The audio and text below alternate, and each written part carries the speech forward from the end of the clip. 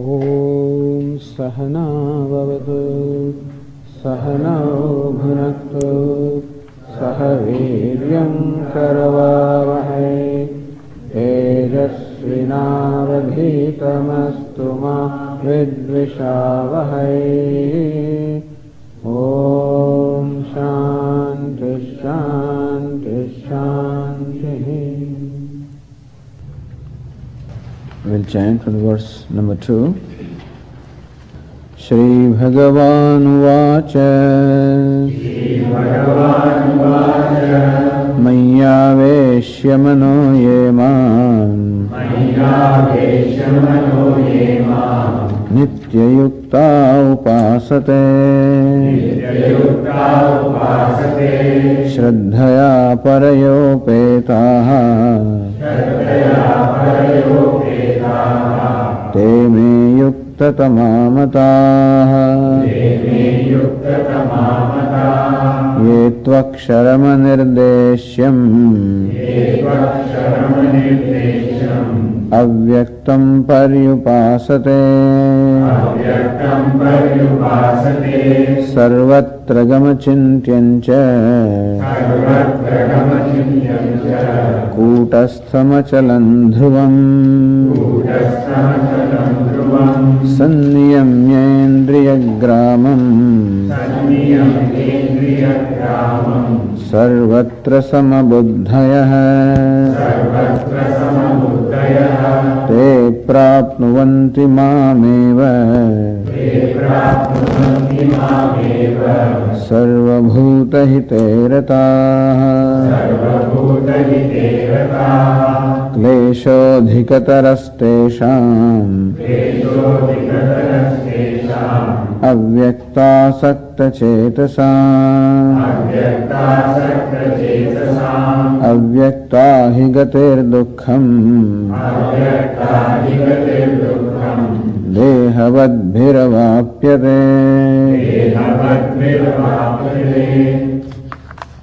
Kleshaha adhikatarah tesham Avyakta asakta chetasam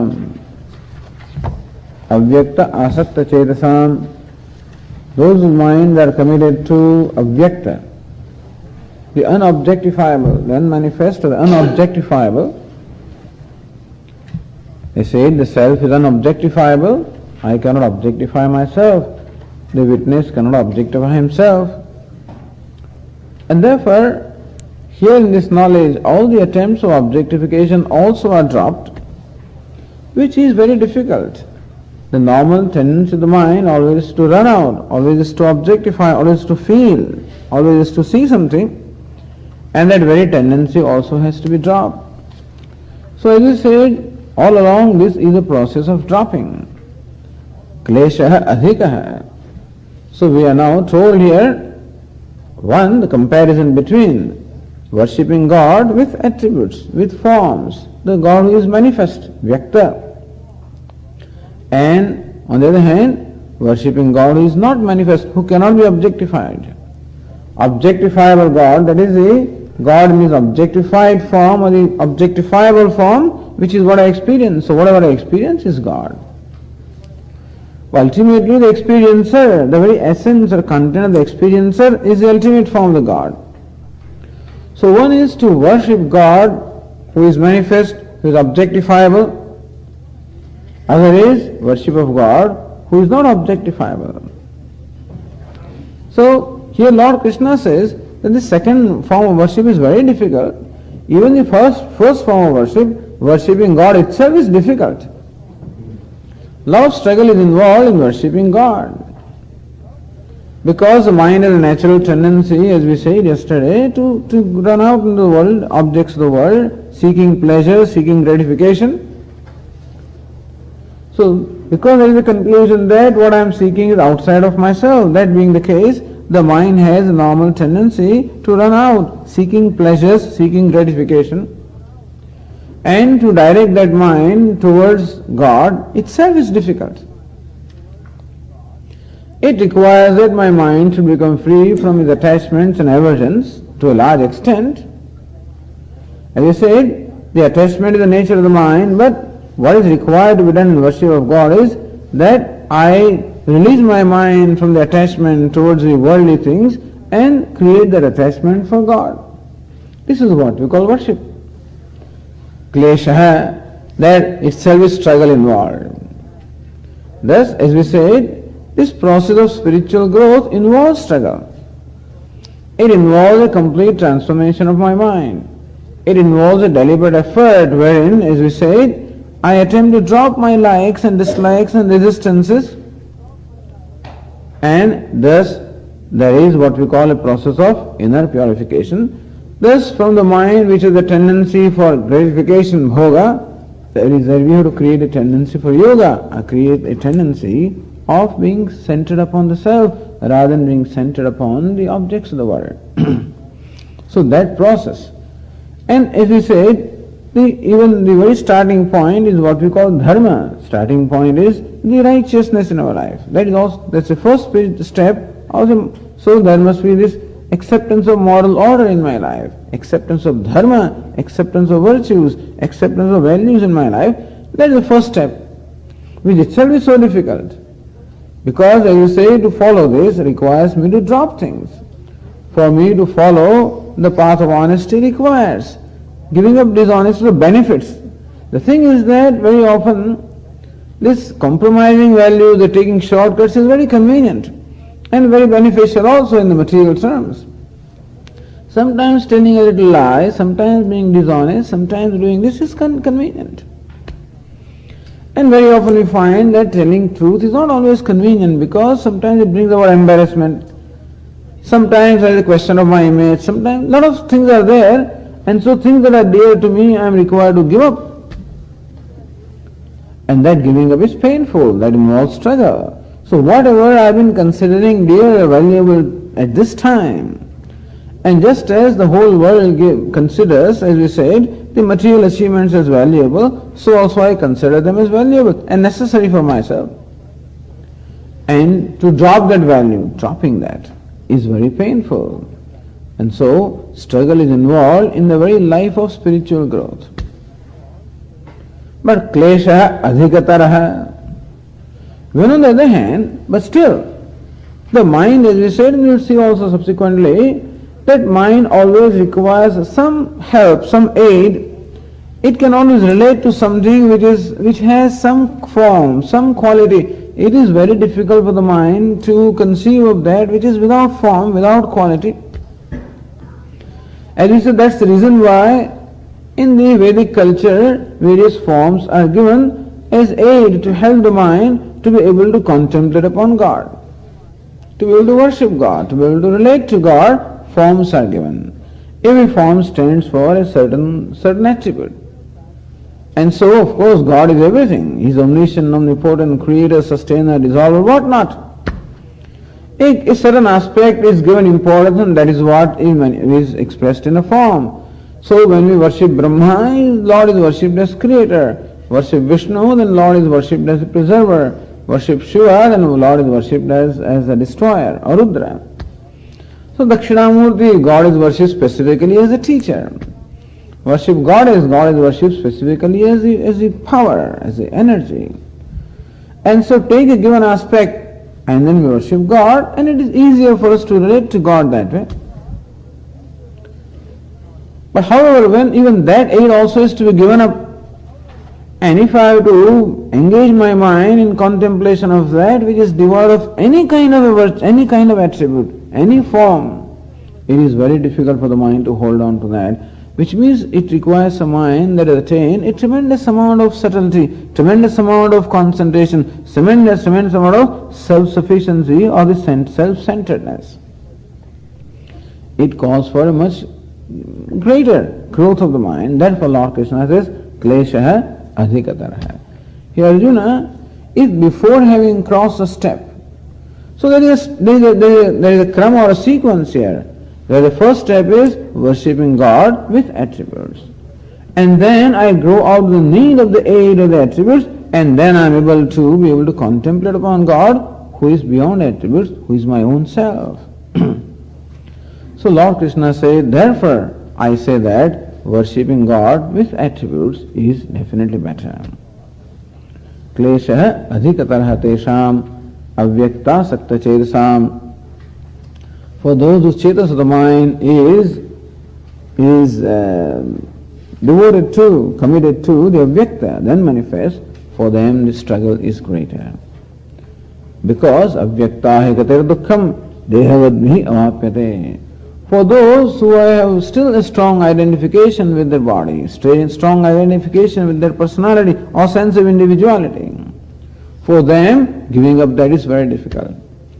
Understand that the whole process of worshipping God, or what we call the inner growth, the spiritual growth, is nothing but dropping this ego. Ego is not an entity that I can pick up and throw away. Ego itself manifests as various likes and dislikes, and that is how the ego manifests. Various demands, various needs. And so it's a process of dropping of the demands, likes, dislikes, attachments, all those things that disrupt my mind. And ultimately, the ego is in the form of giving up the very giver. You know the very famous story of King Bali Raja, who was the king of the demons, but a very virtuous king. And on account of his virtue alone, he was very powerful. And he was so powerful that he drove away all the devatas, all the gods also from their abode, and thus he became the king of all the three worlds. And poor devatas, gods had nowhere to go, they were in exile, and so their mother Aditi was very pained by seeing the fate of her children. And therefore she prayed to Lord Narayana and said that please do something about my children. Lord Narayana appeared before her in response to her penance and said, don't worry, I will be born as your very son. And so Lord Narayana is born as son of Aditi. He was called Vamana because he was dwarf. This Vamana is a batuka, is a young boy. And he is given the Diksha, he is given the Upanayana ceremony by the gods, and he goes to where Bali Raja is performing a very big yaga, supposedly the bank of Narmada. So in near Bhrukacha, that is where he is performing this big yaga. And that is where Lord Vamana goes into the Yajnashala of Bali Raja, of the King Bali. And as he enters that Yagashala, this Vamana, the Lord, is so brilliant naturally that everybody realized that some divine being is entering here, and everybody rose in respect, in honor. And Vamana walks up to where Bali Raja is, and King Bali saw him and was very happy. So I am really gratified that you come here this morning and blessed me with your presence. What can I do for you? I would like to give you something because you're a Brahmin boy. What can I give you? What would you like to have? And this boy says that all I need is only 3 steps of land. That's all I want. The king Bali says, what? Just 3 steps of land? I can give you the whole world. Why do you ask for so little? So that's all I need. All I need is a little space for myself for performing meditations and daily rituals, and so that's all I need. Just give me 3 steps of land. And Bali Raja says, certainly. And Bali Raja's guru, Shukracharya, saw in his mind that this is not an ordinary boy, he is Lord himself who has come here in this form to cheat Bali Raja, to cheat him. He warned Bali, says, don't give him this land. He is not an ordinary boy. He is Hari, Lord Narayana in this form. He has come to deceive you, come to cheat you. Then Bali Raja says, if Lord himself has come to cheat me, well, who can be more fortunate than I am? The Lord himself has come to do that to me. And therefore, let him cheat me, I don't mind. I'll give him these three steps of land. So this is a classical case where the Bali Raja in fact overrides the desires of his guru, which is not supposed to be done. When guru says do this, you are supposed to do that. But then the Mahatmas explain that when even guru also comes in the way between you and your God, then of course you have to drop him also. So this is one case where guru also is dropped. So where scriptures give injunctions of what we should do and what we should not do, they always tell us exceptions also, because there is no injunction which is absolute. Matrudevo bhava, pitrudevo bhava, acharya devo bhava. May you treat your mother as God, may you treat your father as God, may you treat your teacher as God. And they always do. But there are times when mother also must be dropped. When Bharata came back from his grandfather's place and found that his mother had sought kingdom for himself and he sent Rama in exile, that means he was separate from his God, he dropped his mother. And when Prahlada found that his father Hiranyakashipu was coming in the way of worshipping God, he dropped his father. So that is how. There are cases when these also have been dropped, and so Baliraja also dropped his guru. That means that he did not follow his advice and offered these 3 steps of land. And we know what happened. Definitely Bali was cheated, that the dwarf the Vamana became Virat, he became cosmic, he assumed the cosmic form, and in one step he covered this whole world. Whole world is what Baliraja has conquered by his virtue, and all of these snatched away from him, literally snatched away. And Baliraja was so virtuous that he had conquered the whole remaining world also by his virtue. All of that also was measured in the second step, so that was taken away from him. Very cruel. And now Bali has left nothing to offer. And therefore Lord Narayana says, wait a minute, you offered me 3 steps of land, tell me where am I going to place my 3rd step? You promised me to give me 3 steps, and in 2 steps everything has been covered, tell me where am I going to put my 3rd step? And Baliraja offers his head, says, please place a 3rd step on my head. And without any hesitation, Lord placed his 3rd step on his head, and Baliraja sunk into Patala. Brahma, the creator, saw this. Said, Lord, how can you do that? He is a devotee. He trusts you. He has offered himself to you. And what do? You snatch everything away from him, and on the top of that, you have driven him into Patala. What is this? This is very unfair. So Lord Narayana says, whenever I want to bless my devotees, I snatch everything away from them. That's a way of blessing them. Can you believe that? So whenever I want to bless my devotees, I rob them of all their wealth. Because I find my devotees distracted from me because he's attached to his wealth and material things and is distracted to me, then I rob him. So because it's a distraction. It's a favor done to them. Apparently God has his own idea of what is favor and what is not favor. We may have our own ideas, but he has his own ideas of what is meant by favor. And so the story of Baliraja symbolizes total vairagya, total dispassion. If you have studied Tattva Bodha, then vairagya is defined as iha mutrata phalabhoga viragaha. A dispassion towards all the pleasures obtainable in this world and the other world. A dispassion towards pleasures obtainable anywhere. A total dispassion or total freedom from seeking gratitude from any gratification from anything. So mind has the natural tendency seeking gratification from something or the other. And thus, as long as mind is seeking gratification from anything, it will be directed there. And vairagya means total freedom from seeking gratification from anything. So that is what is demonstrated when Lord snatched away from him whatever he had earned by way of the virtue, the pleasures, by way of his virtues, whatever bhoga, whatever pleasures of gratification he had earned in this world and the other world, all of that is snatched away. And still something remains with Baliraja. So this is what we require to worship God, understand.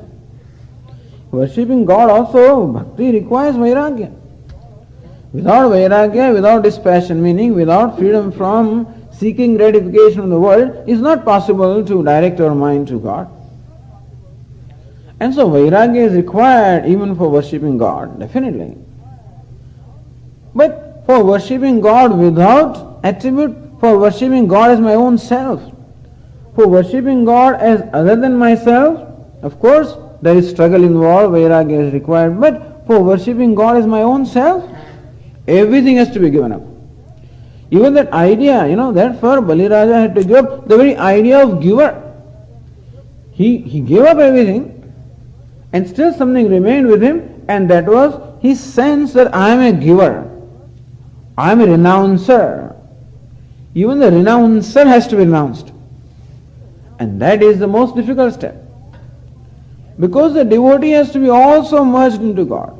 At least when I am worshipping God who is looked upon as different from myself, I retain my status as a devotee. That's okay. It is some comfort is there. But even that devotee also has to be dropped when I want to know God as my own self. That's the ultimate in knowledge. Where even that's the very subtle distance also between myself and God, the devotee and the Lord. So that distance is becoming subtler and subtler in the process of worship, and ultimately even the subtle distance also is dropped. That itself is that is the final struggle. That's why it is said, Kleshaha adhikataraha. Those who want to worship God as their own self, for them greatest klesha, greatest struggle, because everything, even the worshipper also has to be dropped, has to be given up. And so the final vairagya, dispassion towards even my status of being a worshipper. That is what we call dropping of the ego. The final dropping, that I am a worshipper, I am even a devotee, even that status also is given up. So giving up the status is not easy. That is a struggle. I want to hold on to my status in my life. It has been so dear to me. In fact, I worked hard to earn that status, and now you are telling me to give it up? So that is a struggle. Otherwise there should not be any struggle. In fact, it is this so-called status which creates a sense of individuality that comes in my way. That is what is the wall between myself and what I am seeking. But since so far it has been valuable to me, therefore there is struggle involved. Therefore Lord Krishna says here, Klesha adhikataraha. So for those who want to know the Lord as their own self, they have to give up even that final status of being a devotee, that final identification, that ego also has to be given up. And unless one is ready to do that, this form of worship, or worshipping God as myself, is extremely difficult. Therefore Lord Krishna said that worshipping God is different from you. That's all it means. When we say worshipping God with attributes, that means that worshipping God is different from me. Whenever God is different from me, He will have some attributes. There is no doubt about it. The only way that God will be totally transcendental, totally free from any attributes, is only when God is myself. People may not recognize this. They may think that we worship God without form, but it may be without form, all right, but still with attributes. But God, beyond attributes, is the God that is my own self. And that's the final erasing of all the distance. And that is what Vedanta teaches us. When it says Tattvamasi, that thou art, hey, the God whom you are worshipping is your own self. And therefore, even drop that final distance. So in these verses, Lord Krishna briefly told us about the worshipping God as a self, worshipping God beyond attributes, without attributes, Akshara or immutable, worship of Lord who is called Akshara, the immutable. And said that it is most exalted, but it is very difficult also. Therefore, in the second verse, when Lord Krishna replied, he said, Te me yukta tamamataha. In my opinion, these are the exalted yogis or exalted bhaktas who worship the God as manifest before them, as different from themselves. Keeping in mind the fitness of Arjuna and fitness of devotees in general. And that theme of worshipping God continues from the 6th verse. As to what's the difference between worshipping God who is immutable and worshipping God who is manifest. What's the difference? In one case, they say that when I worship God which is immutable, which is beyond the form, it is all my effort. Whereas when I am worshipping God as manifest, then it is His effort. So in one case, I have to cross this ocean of samsara by my own effort. In another case, I have a help. That's what Lord Krishna says in the 6th and the 7th verses as to how he helps the devotees who have surrendered themselves to him. So one is the way of surrendering myself to God. You do whatever is required to be done. In another case, I take this charge of the situation in myself and I do what is to be done. So here, these are the devotees who worship God, who is manifest with attributes and who have surrendered themselves to him. And how to surrender and how he takes care of the devotees is being described in the 6th and the 7th verses. So we read these two verses. Ye tu sarvani karmani mayi sanyasya matparaha ananyenaiva yogena mam dhyayanta upasate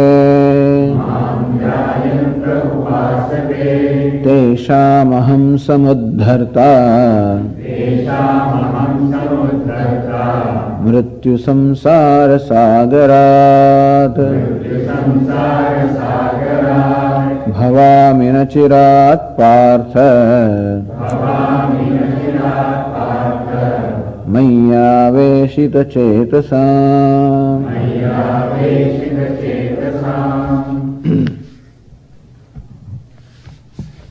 Ye tu, that word tu is however. That shows a contrast between the devotees described earlier, those who are devoted to the worship of the unmanifest, as compared to them, those who are devoted to the worship of the manifest. How do we worship? Sarvani karmani mai sanyasya. The translation of these two verses is to be found and dislikes.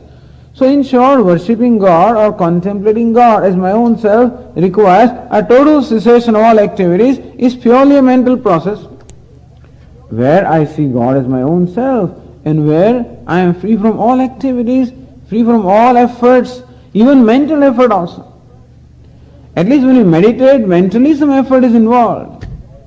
But when I am meditating upon God as my own self, that is when I am meditating upon my own self, even that effort also is dropped. And therefore, worshipping God without attributes is sannyasa, renunciation in the ultimate form, inasmuch as every effort, physical as well as mental, all the efforts are completely dropped and I am what I am. That is just the being. This is contemplating or meditating or worshipping God as myself, as avyakta, as unmanifest. On the other hand, when I am worshipping God who is manifest, that kind of a demand is not there on me. I can retain my individuality. There the sense of individuality must be totally dropped. Here I retain my individuality at least as a devotee, not as a samsari, but at least as a devotee I retain the individuality. That is somewhat more comfortable. There is no demand on me that I give up all activities, because it is very difficult to give up activities. Because the discomfort within myself always prompts me to do something or the other, and therefore here I can continue to perform the activities. Because worshipping God is not anything that is opposed to action. In fact, action becomes a very medium for worshipping God. In the worshipping God, as I said, as my own self, action is an obstacle, is a distraction. So when I am meditating upon God as my own self, as avyakta, as unmanifest, then any kind of an activity becomes an obstacle, becomes a distraction. And that's the reason why they talk of sannyasa, talk of renouncing all the actions or giving up all the actions or efforts, because ultimately any kind of an effort becomes a distraction to my abiding in myself. At least when I am contemplating upon myself, at least at that time, any action becomes a distraction. However, here, when I am worshipping God, who is manifest as the whole world before me, and who is my own self also, what's the form of the worship? Sarvani karmani sanyasya, dedicating all the actions to Him. That's all. perform the actions, but dedicate all the actions to him. So said here, mat karma krut, the one who performs actions for my sake. What do we do, Swamiji, for dedicating actions to God? Does it mean that all the time we keep on performing rituals and keep on, is that what is meant by dedicating? That's what is being done here. So when we perform worship of a particular form, let's say in our prayer room, in our puja room, in the temple or anywhere, when we are performing our daily rituals, then definitely there is worship to God. Because God is present before me in the form of a form or a picture or whatever it is, or symbol. And I offer my action in terms of offering the flowers, in terms of, saying the prayers, in terms of saying the hymns, reciting the hymns. All of this is directly done to God. But we cannot say that the worship is confined merely to the puja room. In fact, Lord Krishna wants that our whole life should become worship. And therefore, even this day-to-day action that we perform also can become the worship in the same spirit, the spirit which is there when I offer flowers. So when I say Om Dakshinamurtaya Namaha, Om Achyutaya Namaha, Om Anantaya Namaha, Om Govindaya Namaha, when I utter the name of God and offer a flower, make an offering, the same spirit of offering can also be there in performing my day-to-day actions. So let every action become like a flower which is placed at the feet of the Lord. So when I am performing my puja, this is what I do. I take the flower, utter the name of Lord, and offer the flower at His feet. Here, when I perform an action, I look upon my action as a flower and offer that flower in the form of action at the feet of the Lord. That is, how do I do that? Where is God? We discussed yesterday, where is God not? Everything and everybody is God. And so whatever action I perform is going to benefit somebody. Whenever I do something, it is always going to benefit somebody. As I said, even when I perform the action of sweeping the floor, it will benefit somebody, those who are going to use that floor. When I cook my food, it will benefit somebody, those who will eat the food. When I am in account writing, Swamiji, but I don't cook the food, I am an accountant in the office, nobody seems to benefit from what I do. No, but somebody does. Even in, Swamiji, what do? I just keep entering things in computer. Who is going to benefit from that? There also, whatever task I am required to perform, if I perform sincerely, then at least, the company for whom I am working, that will benefit from that. So there is always someone or somebody who directly or indirectly benefits from what I do. Sometimes directly, sometimes indirectly. And so God in that form. Let Him be pleased. And so, I need not think of a particular person who is going to benefit. I know that this is an offering in the scheme of things. There is a scheme of things. The universe is a scheme of things.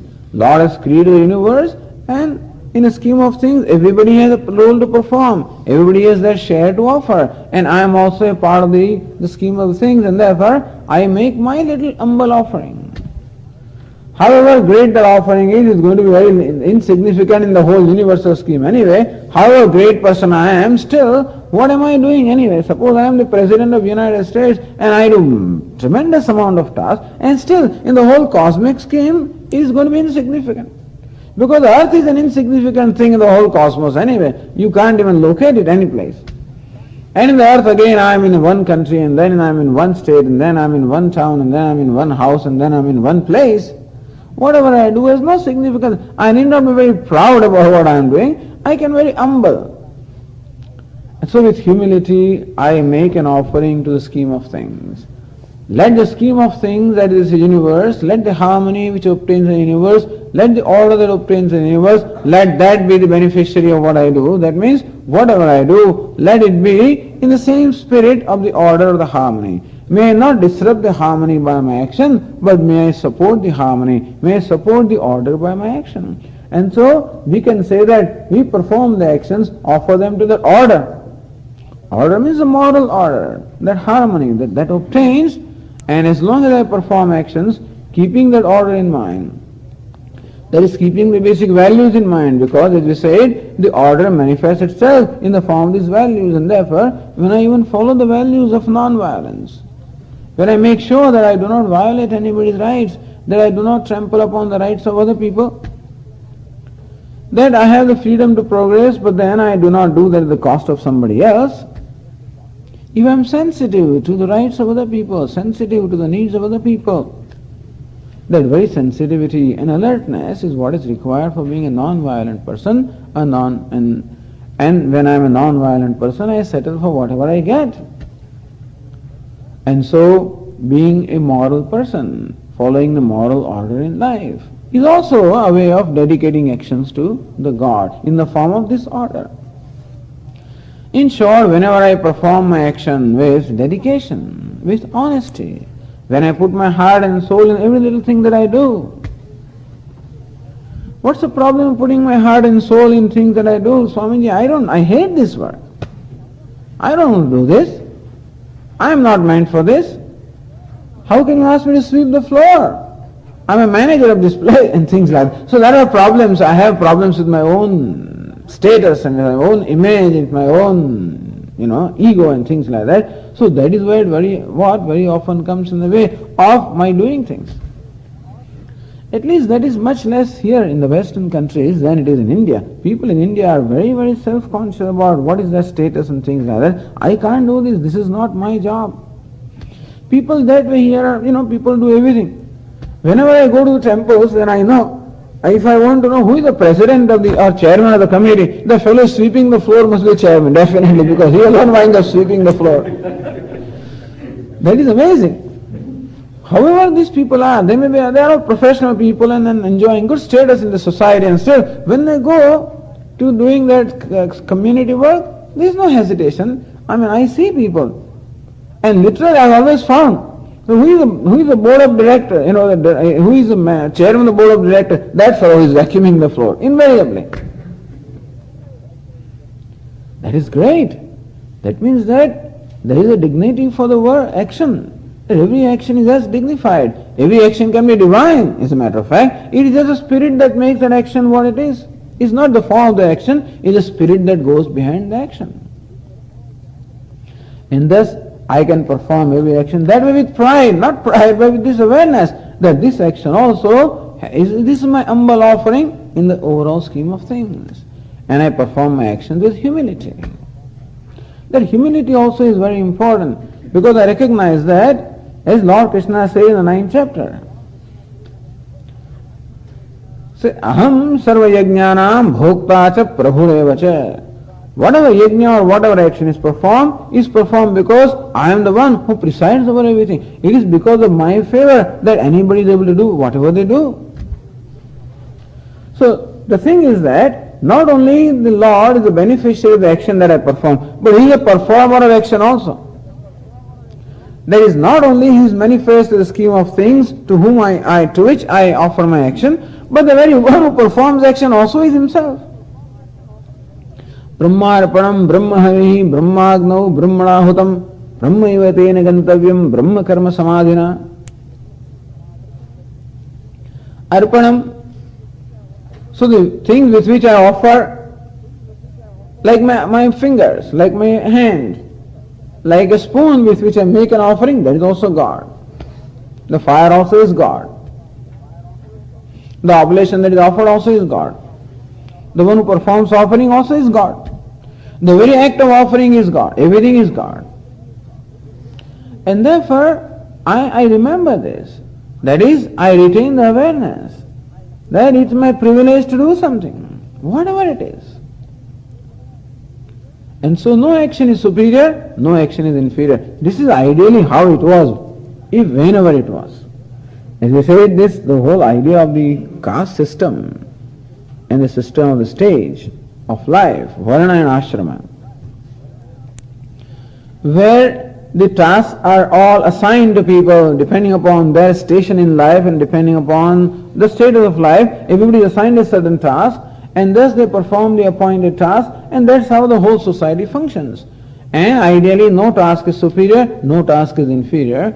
If this is the spirit, then the society will function in a spirit of cooperation. That's ideal. Where everybody has the opportunity to grow and everybody helps the growth of other people also. Everybody helps the growth of everybody else. Like what we do here when there is seva, everybody is ready to do seva. That's wonderful. So I don't know. I have seen this. Of course, here there is no problem, but in India, for example, people may have hesitation in doing things at their home. So when they come to ashram, they do a lot of things. Then their wife tells me, Swamiji, he does not lift even one glass of, water at home. He is doing all kinds of things. Then he washes the dishes and he may wash his clothes.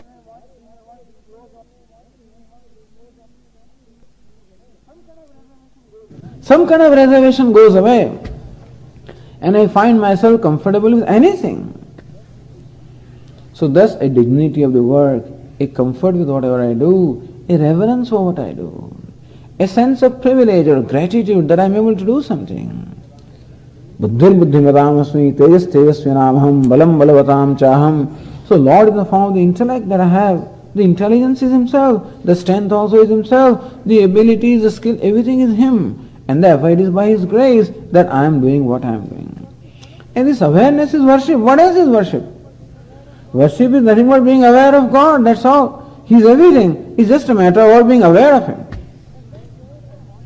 And that way, performing an action gives you an opportunity of being aware of this. Just as you use a rosary, a mala, to do the japa, and what does this mala or japa or the rosary, every bit reminds me that I am worshipping God. That I mentally chant Om Namah Shivaya and then one rosary bead, is moved. And then when I do not chant in my mind, then my finger stops. That reminds me that you are not supposed to think of anything else. Repeat Om Namah Shivaya. Then I start again. Again my mind gets distracted. Again this thing stops. If we have done it that way, that the finger will move only when I chant, otherwise finger independently moves and mind independently goes, that's a different matter. But if you can so, establish that connection, that the finger moves only when the mantra is chanted. When the mantra is not chanted, finger stops.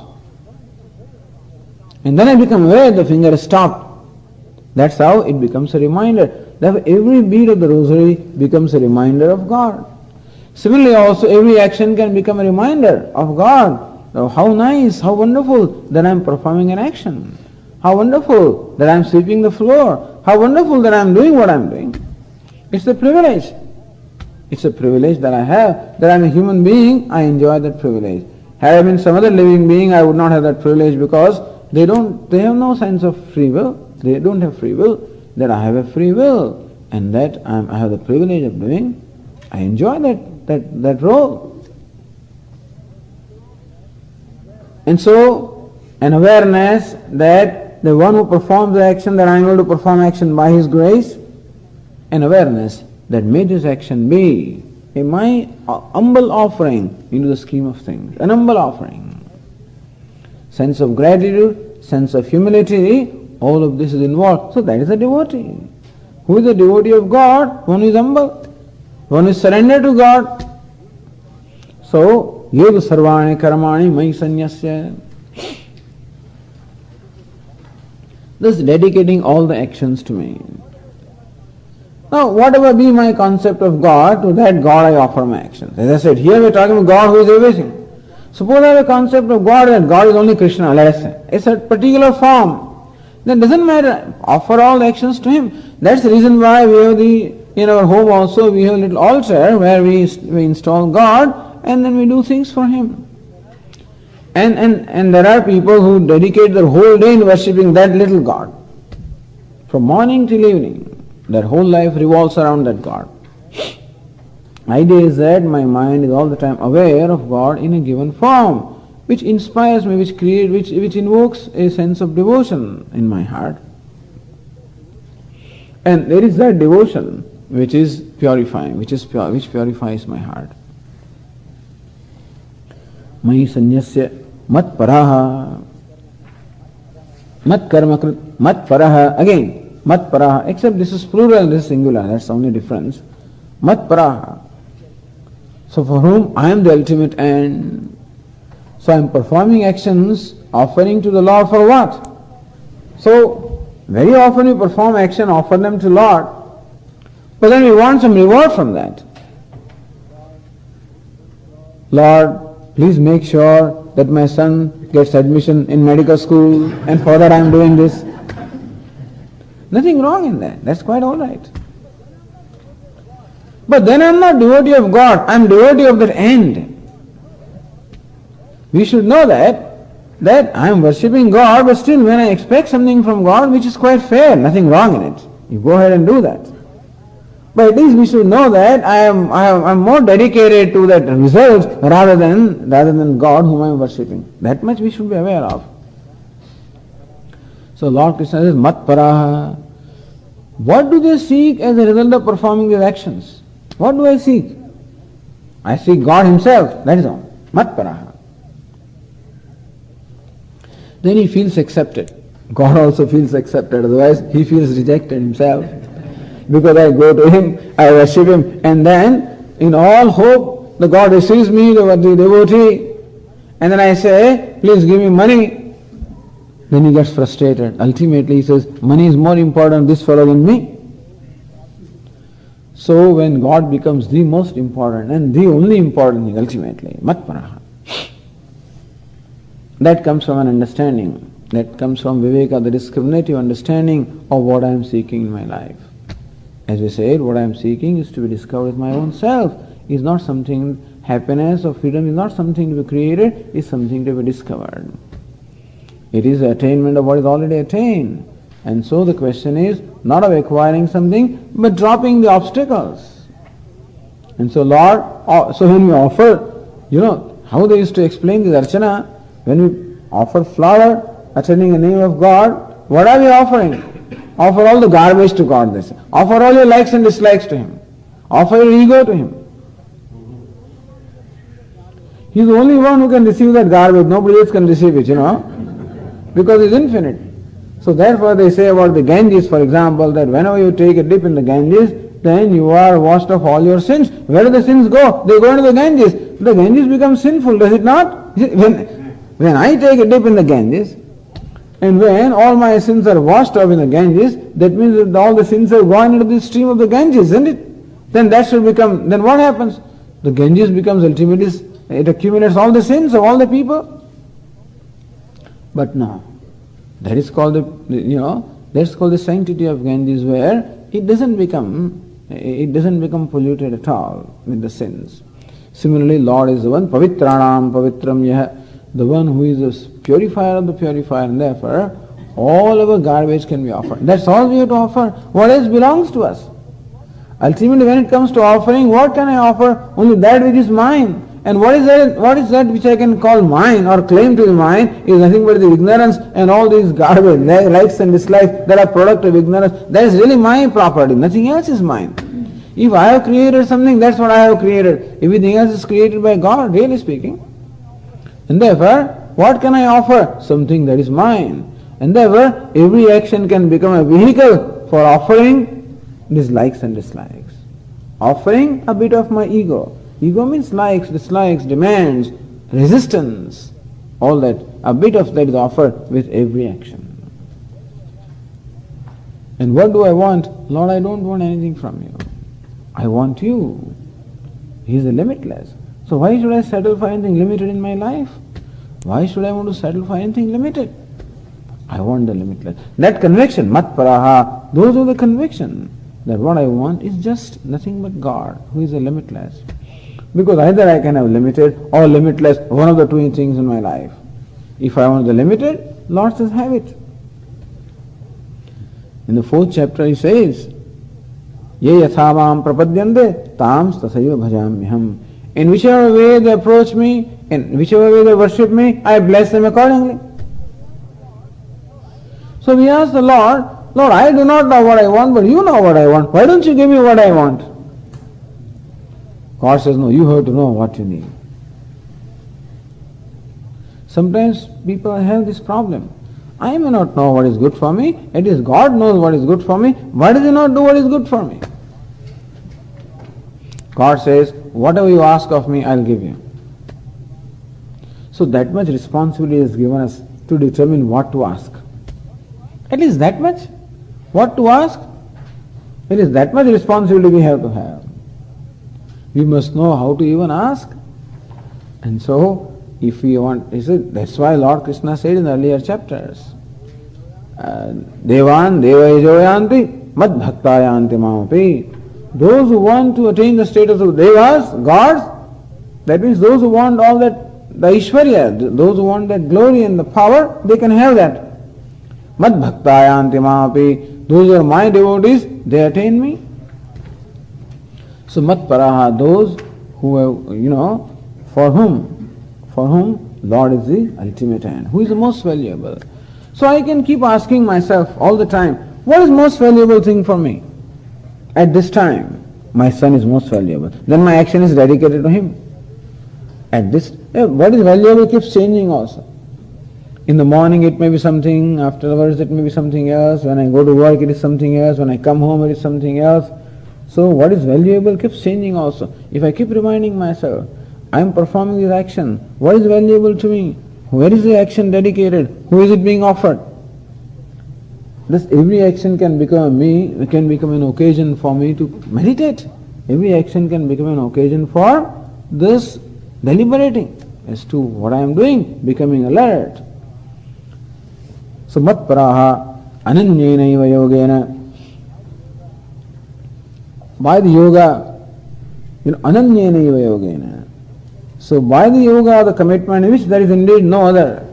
Ananya yoga, that means I am on. Yoga means connection or association, joining, that I am joined only with the Lord. In my life there is nothing other than Lord. Ananyena yogena mam dhyayantaha, all the time meditating upon me. Understand that when you perform actions in a conscientious manner, then automatically meditation upon God also happens. This is meditation while doing things. That was the meditation when all doing is given up. This is meditation upon God while doing things. Because when I do, I must deliberate upon what I am doing, who I am offering. I must be conscious about God. In the form of order, in the form of the self of all, in the form of the universe, in whichever form I look upon God, that I am conscious of that, that means mentally I am meditating upon God. So in my mind there is an awareness of God, in my hands and legs there is an action, in my heart there is the spirit of offering. So in the heart the spirit of offering, and then in my intellect there is an awareness of God. In my hands and legs there is an action for the God. So that's what was said here, offering everything to me. Mat karma krit, karma or action also is performed for me. Mat bhaktaha, he loves me, he is devoted to me. Mat paraha, then for him I am the ultimate goal.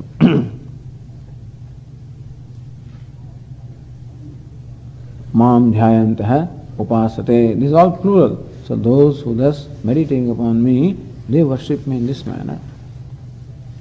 Tesham aham samudharta. The Lord, this is all the devotee has to do, nothing else. Rest is taken care by God. In this form of worship. So when I am devoted to, when I am dedicated to God, surrendered to God, when I have given all responsibility to Him, when I offer myself to Him in this manner, then the responsibility rests with Him. Tesham aham samudharta. For them I am the liberator. Samudharta. Samyak udharta or dharta. So one who lifts them up from the ocean of samsara. Mrityu samsara sagarat, from the ocean of samsara, which is fraught with death. So samsara, ocean of samsara, which is fraught with death, from them, from that samsara ocean, I lift them. When? Nachirat, very quickly. He partha maya veshita jesam, for those whose minds are absorbed in me. We will continue discussion on that verse in our second class.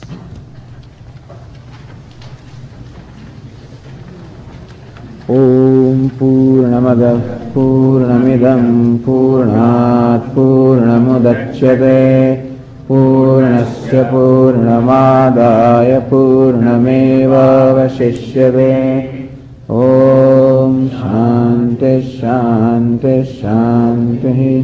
Shankaram Shankaracharyam Keshavam Vadarayanam सूत्रभाष्यकृतौ वन्दे भगवन्तौ पुनः पुनः। ईश्वरो गुरुरात्मेति मूर्तिभेदविभागिने व्योमवद्व्याप्तदेहाय दक्षिणामूर्तये नमः। ॐ शान्ति शान्ति शान्तिः। हरिः ॐ श्री गुरुभ्यो नमः। हरिः ॐ।